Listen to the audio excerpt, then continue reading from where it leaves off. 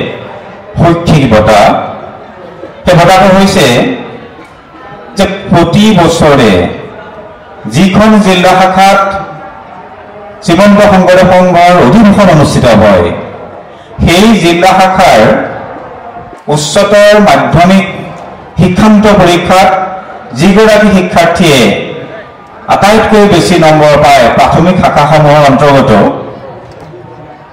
সেইগৰাকী শিক্ষাৰ্থীক এই বঁটা প্ৰদান কৰা হয়। শ্ৰীমন্ত শংকৰদেৱ সংঘৰ অধিৱেশন ঘূৰি ঘূৰি আহি পুনৰ এই বৈষ্ণৱ পণ্ডিত শৰাম চুতীয়া বাপজনৰ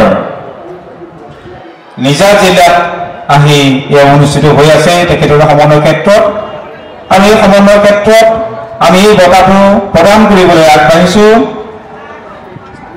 এই বৰ্ষত শ্ৰীমতী অলিম্পিকা বৰা, পিতৃ বুধিন বৰা আৰু মাতৃ ৰীতা বৰা, 267 নং পূব ভকত চেউনি প্ৰাথমিক শাখা, দক্ষিণ যোৰহাট আঞ্চলিক শাখা। আমি অলিম্পিকা বৰাক থিয় হৈ চিনাকি দিবৰ বাবে অনুৰোধ জনাইছোঁ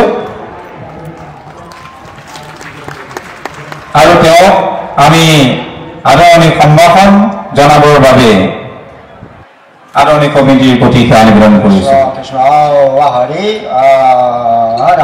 অলিম্পিকা ভূঞাই 2024 চনৰ উচ্চতৰ মাধ্যমিক শিক্ষান্ত পৰীক্ষাত 88.80% নম্বৰ লাভ কৰি উত্তীৰ্ণ হৈছিল কৰঙা উচ্চতৰ মাধ্যমিক বিদ্যালয়ৰ পৰা। এই বঁটাত আছে নগদ 10,000 টকা। আমি সভাপতিৰ আসনত বৰ্তমান অৱস্থান কৰি থকা শ্ৰীমন্ত শংকৰদেৱ সংঘৰ নৱ নিৰ্বাচিত উপপদাধিকাৰ চন্দ্ৰ হাজৰিকা বাপৰ হাতৰ পৰা এই নগদ 10,000 টকা পুৰস্কাৰ সংগ্ৰহ কৰিবৰ বাবে অলিম্পিকা বৰালৈ অনুৰোধ জনাই সেৱা নিবেদন কৰিলোঁ। কৃষ্ণ।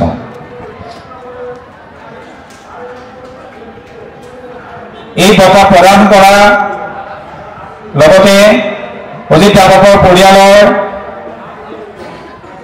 দাসৰ আইগৰাকী আমাৰ মাজত উপস্থিত আছে। আমি আইগৰাকী ৰূপালী দাস আইগৰাকীক আগবাঢ়ি আহিবলৈ জনাইছোঁ।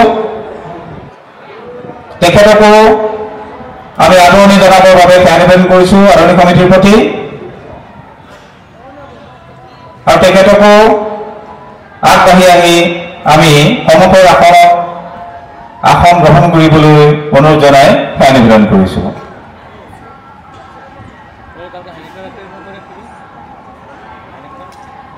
সভাপতি বাপক আমি পৰৱৰ্তী কাৰ্যসূচীলৈ আগবাঢ়িবৰ বাবে অনুৰোধ জনাই